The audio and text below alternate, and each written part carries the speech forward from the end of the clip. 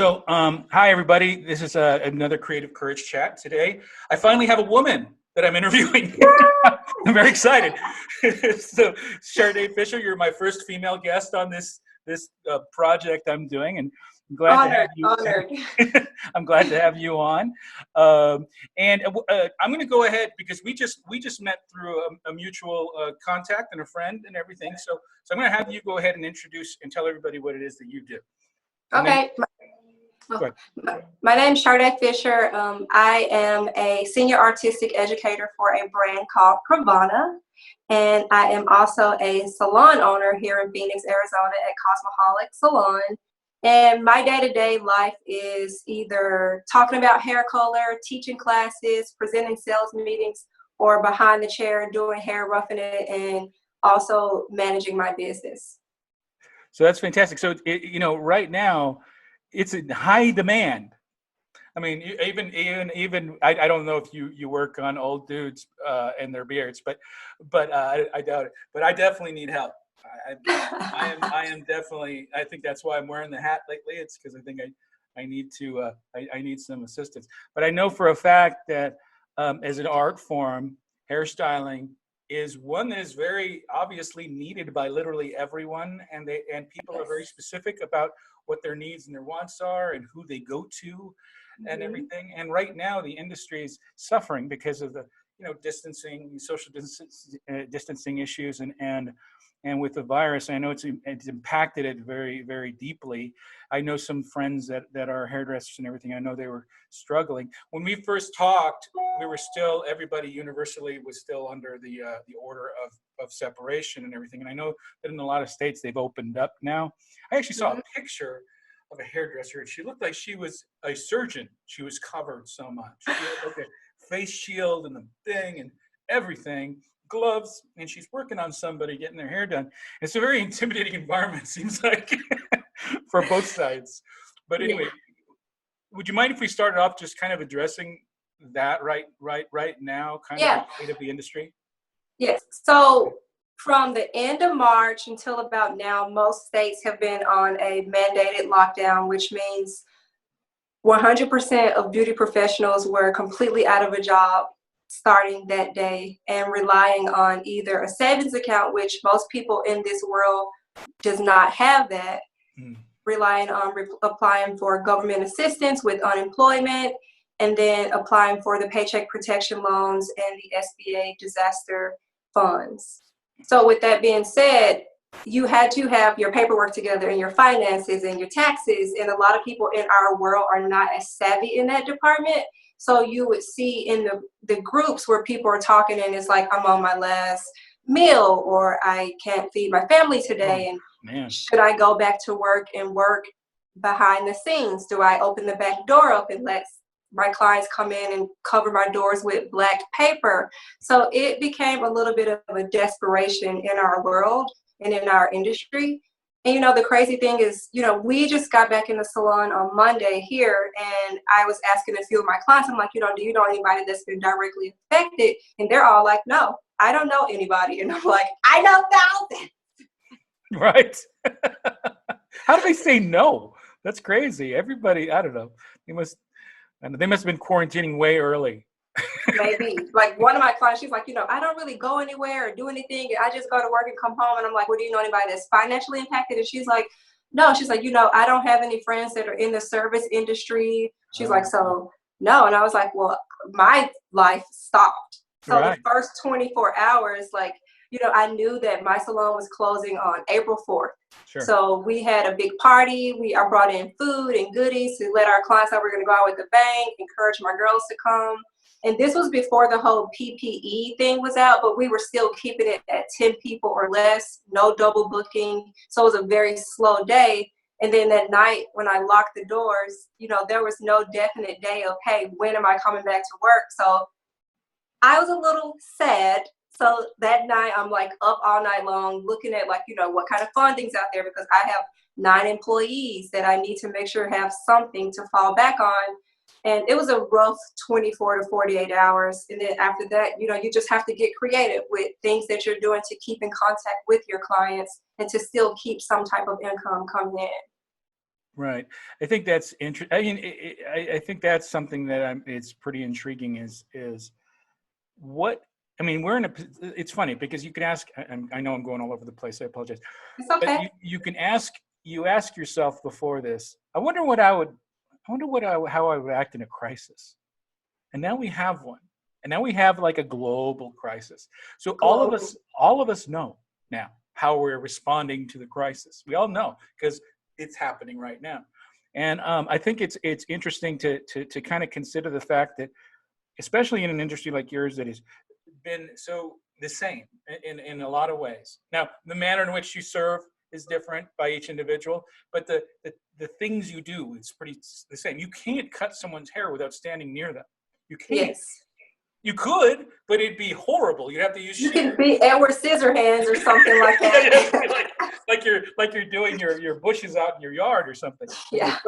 But you know, and also that there's also a big part of the job is your relationship with the clients. The being able to share. It's hard to sell it. You know, it's hard to be yourself covered with all of this stuff and to create that bond. You know, because there's this ominous fear that's over everyone about this thing. And I'm a So little. Go ahead. on the PPE side of it, so in our state, you have to have your face covering. So I got like oversized masks that come all the way up to like under my eyes. And then it's a company called Brazilian Blowout. They have they look like glasses, but they're a little bit bigger. So that works as the PPE. Oh, great. It also works if you have on your apron. You just need to change the apron after every client. Right. And, So it's a little, I won't say it's distant, it's just different. It's a different feeling. Like I know the other day, like I'm like applying my color and then I can't breathe under my mask. So I'm like running outside while she processes to take it off.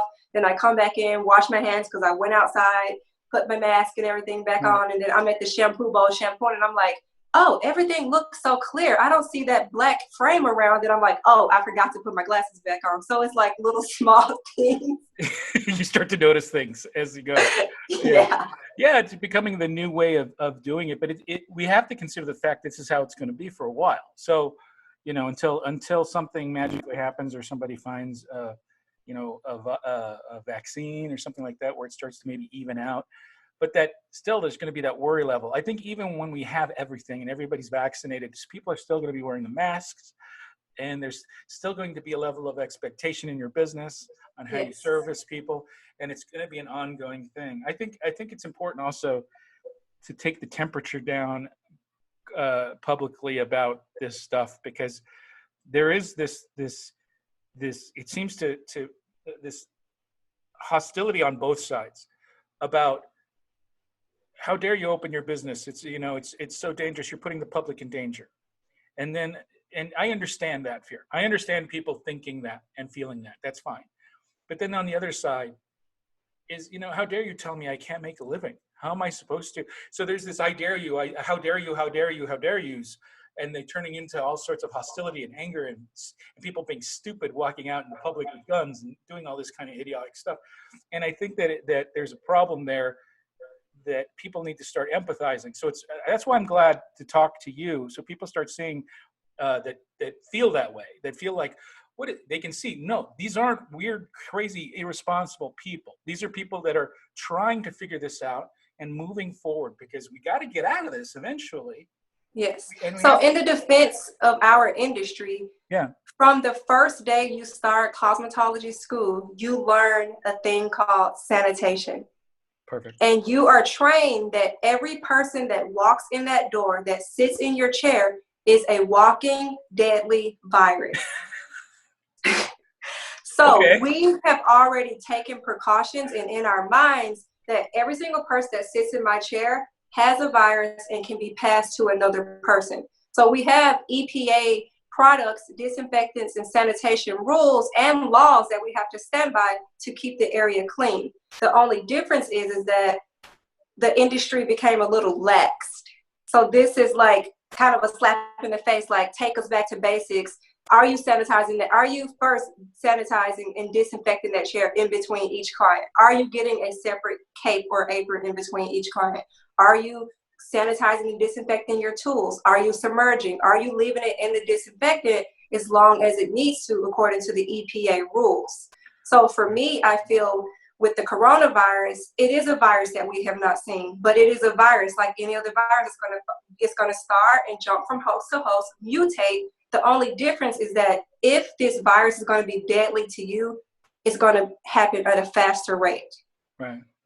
So as long as we protect ourselves, so meaning I'm applying my color, once I finish and I'm masked and glassed up, right, I'm going to move away from my client to keep my distance. That's funny because I never really thought about that until you mentioned that, the sanitation, because you do see it. I mean, I know when somebody drops a comb. That comb's gone. That comb's gone. They grab one out of the little wet thing, the little blue stuff, the blue liquid or whatever it is, and they wipe it down and boom, and they start using that. And I always thought, man, the floor's that dirty. It's like, but it makes sense. Also, I mean, you're a little young for this, but when AIDS broke out, and AIDS is a big thing, I remember that was an issue also with the hair in the hair community, is that you might actually, because I don't know, I've heard that hair can become like splinters in your skin. Yes. And if somebody with AIDS had that, it's a risk that you might actually get something, from that. And that's a side of it. Yeah, I never even thought of. So yeah, that's a danger. Yes. So we're taking that risk. We're taking the risk every day before the coronavirus to inherit a virus, because you're physically touching another human being. If you cut your fingers, we have a blood spill procedure that we have to stop immediately to take care of that, and then come back to your client. If it gets too bad, the appointment is over. So the fear, I feel, is just like I said, that this virus, if it's going to be deadly to you, it's going to happen fast. Versus any other virus, it's like, hey, I'm a virus. I'm here. We're hanging out. I'm gonna lay dormant. You get stressed out. Bam, I'm back. Right. And we're hanging out again. So I think that's really interesting information, especially for the situation that's relevant to more than just the hairstyle industry. It's, I think, other industries. Actually, a very similar one, I imagine tattoo shops would be very similar in the way that they handle things. And I'm not sure they have the rigorous training in terms of the sanitation stuff, but they must. I mean, because you're dealing with blood and stuff like that. So I think that there's probably some similarities a lot there. So on the other side of this thing, I don't want to talk about the virus the whole time with you. Okay. Because I have the advantage of having a talented creative who is in an industry that is really kind of foreign to me. I'm kind of a general specialist, but I get my head shaved every year for every March for childhood cancer research. So I do it as a charitable thing. So I know a few hairdressers. I know here locally, because they're the ones that actually do the shaving of the head of people wearing the chair. I don't know if you're familiar with St. Baldrick's. No. Oh yeah. So it's a childhood cancer research, and people raise money, and then they get their head shaved in solidarity with kids that are fighting cancer. And so I don't really get many haircuts because nobody cares about me and my hair anyway. So I get my head shaved, and then it grows out to the next one, and then I get it shaved again, and it grows out to the next one. Okay. That's pretty cool. So, because otherwise, who cares, right? You got to have a reason for people to donate. But anyway, regardless, I ramble a little bit, but I wanted to hear a little bit about you. What? I'm sorry, my phone's ringing. Working from home, that's kind of. Yes, that's a part of it. Yeah. So anyway, why do you do this? Well, I feel that it kind of chose me. From a young age, my mom's a hairdresser, so I'm a second generation hairdresser. And I always knew that I wanted a job where it was physical touching. So I started out college, physical therapy. This is what I want to do. But I started working in my mom's salon around 8 years old, like sweeping and hanging out there and braiding and shampooing for her. And by the time my junior year of college came, I was in my dorm room doing hair all the time. Yeah. When it became my senior year, I'm like, I'm not even passionate about this. I think I want to go to hair school. And the day I got there, it was like, this is my tribe. This is where I belong. I can make people feel better, make them look beautiful, hear their issues and their problems, and still make an impact on their life and my life at the same time. So it chose me pretty much. Like, I feel like I'm one of those, like, I came out of the womb ready to do somebody's hair. Right. But you also, I mean, we just met literally just now. I mean, on the phone, and we talked a bit on the phone. And I'm just analyzing you on my brief first meeting of you. But you have a ton of energy, like really a lot of Yes. energy. Yeah. And you seem like, and I imagine you're successful at this at your craft. And I think that is it possible that your outgoingness, and because that requires courage in a lot of ways, to be somebody that's confident, that really wants to get out there and, showing joy in what you do is sometimes an act of courage. You know what I mean? Is putting it out there, not being, being proud of the fact that you love what you do and putting it out there for people to see.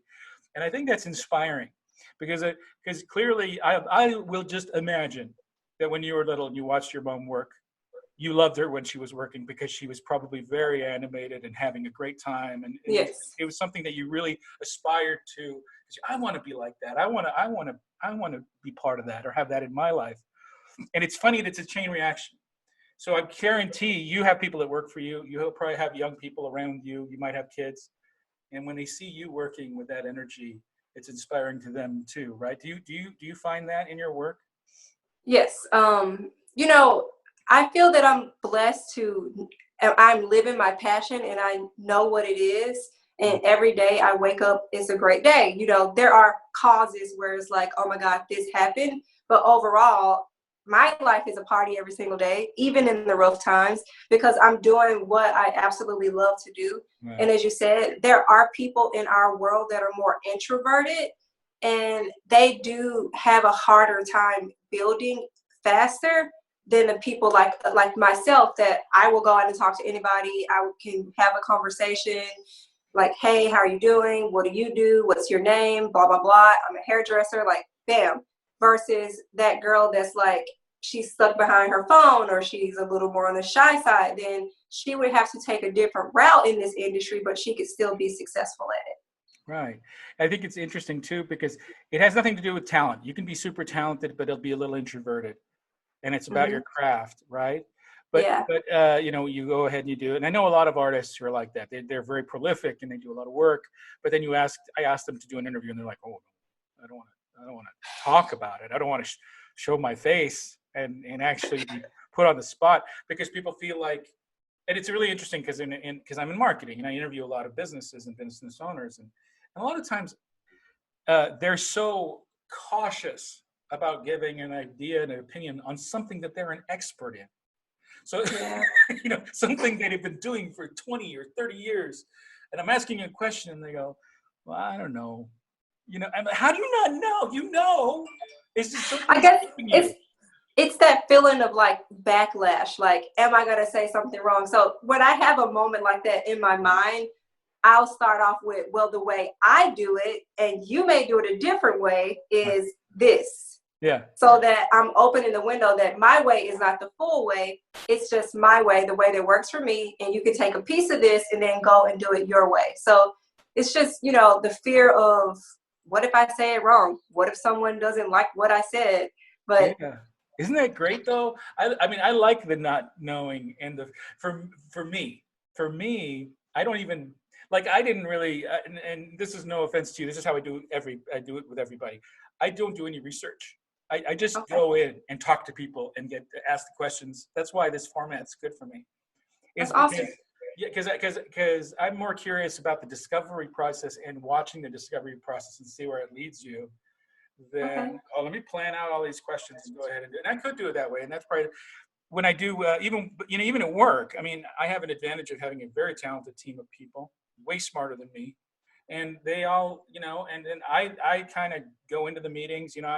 I'm the boss, but they did all the research, they have all the knowledge, but I don't like knowing any of it before we meet a new client, because I like, as we're talking, to discover these moments and discover these things and then start building them in the moment. And I think there's something to be said for that, in the sense that people on the other side watching that happen live, Yeah. sometimes it's interesting. And like when you get a new client, right? There's that awkward, that's the thing I'm curious about. Because this is the part, it is always this awkward, so how's your day? What do you do for a living? And sometimes those little awkward beginnings turn into these full-blown conversations that are just awesome. And I want their card. And I want to talk to them again. And other times it's clear they're just going through those, like a script in their head of questions they need to ask, and they're not really following up. But I don't know. That's happened to So anything? with that, when I meet with a new client, I first watch their body language when they come into the salon first. And I'm like, okay, what kind of person am I looking at on my side? And I also just start with, what are your goals for your hair? That's the first and foremost thing that I want to know, not your career, not if you have a husband or kids. I just want to talk specifically about the hair. And then that's going to give me a little more information about that person. And I usually try to start the conversation at the shampoo bowl because it's more intimate. It's more of a massage involved. I'm really, manipulating their scalp. And then I find a little more information about them there. And then the conversation adds on. But for the first visit, I only try to find out about 20% about them so that it can be an elongated, getting to know one another conversation. So the next time we'll just pick up where we left off and then keep going. And then now I have people that I've been doing for 12 years. And it's pretty much like, how's your daughter? She's in college. What's going on with you and your husband? This is going on in my life. We're going on here for vacation for this year. These are what my goals are. Like the years that pass by, the conversations change and you really get to do life with these people. So like my clients knew me before marriage, in marriage, becoming a mother. They know my whole entire life. But you guys are like therapists sometimes, aren't you? It becomes almost like a communal thing. Like going to get your hair done is not just about your hair. It's about a place to bond or to gather. I mean, isn't it kind of? It's a safe place. Yeah, and hair salons or any even barbershops and hair salons and those kind of places traditionally have been these places where people come together and converse about what's happening in the day and it's there's gathering. It's a gathering place. A lot of I mean, it's not like it's different than a bar or something. It's because there's someone is literally grooming you as you're having a conversation. And it's kind of an intimate moment in a non-creepy way, you know what I'm saying? But it's emotionally intimate. There's something interesting there. I'm kind of feeling like it now in talking to you that I never really thought about before. I mean, I don't go very often, but I do. I'm intrigued by the moments when I do, and those kind of things you tap into. Like if it's a young, I can't help it. If I'm talking to a young person, I always feel like I need to give them advice if they start telling me something. And so I've had situations where it's a young person that's actually talking about their business, and then I'll sit there and I'll give them some marketing advice or whatever, or talk to them about that. And it's the give and take is interesting. I don't know. So I have a few examples. So I have a client that I started doing. She was 9 years old. She's now 21. Wow. That's awesome. So conversations with the 9-year-old was, how is school? What about your friends? She started growing up. She's doing dance. She's going to prom. She's applying for college. This year she's about to graduate. So those conversations, I've been with her through 8th grade graduation, prom. That's awesome. Quinceañeras, high school graduations, first week of college. She snuck away to Mexico. I was the only person who knew where she was. And I'm like, you're the confidant.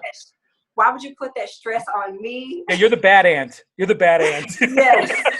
And now it's like, the other day, she's like, so I'm about to graduate from college, and it went by really fast. And when she was younger, I'm like, slow down, enjoy high school. College is going to be over. I'm like giving her advice. And she's like, I should have really listened. And now I'm like, oh my God, I'm a real adult. Right. Then another client, I started doing her hair when her daughter was 4. Her daughter's now 10.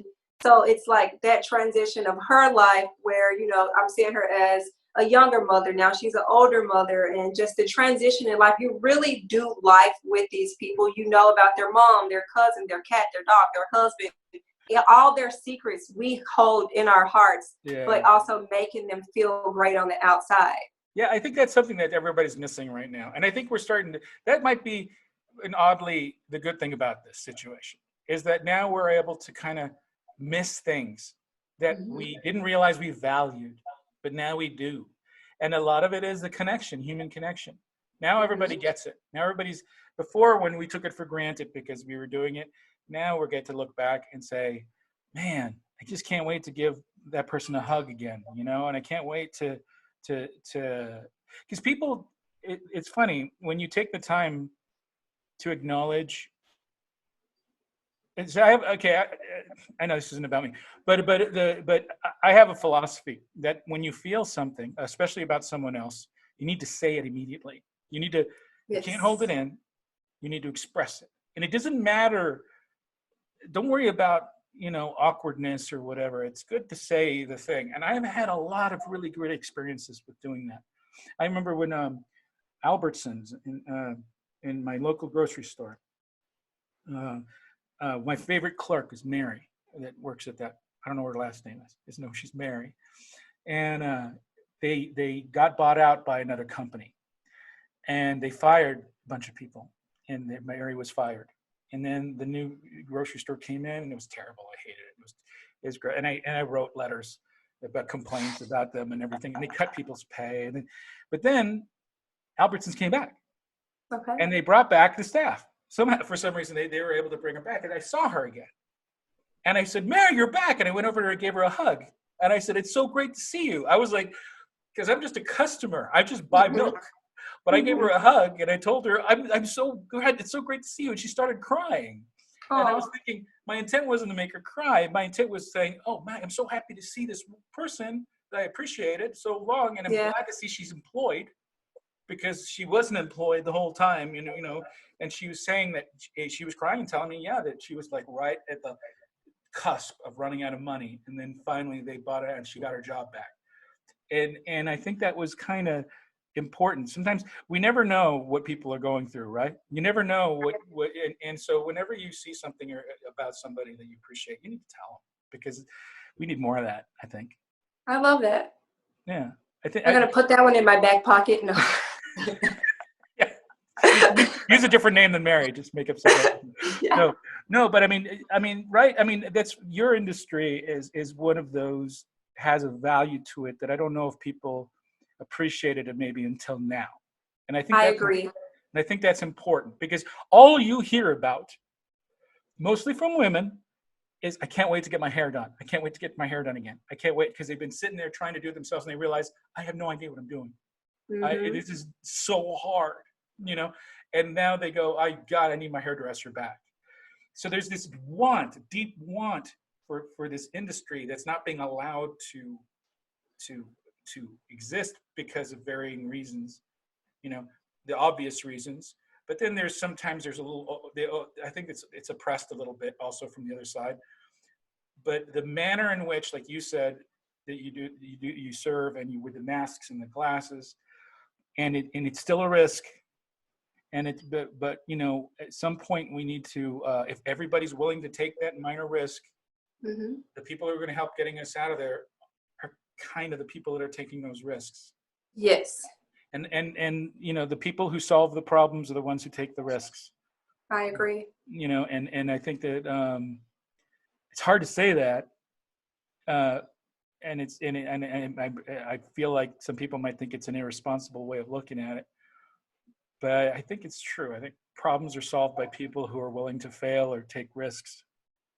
I fully agree with that. Even, going back to the virus, it was a lot of salons already closing about 4 weeks before we decided to in my salon.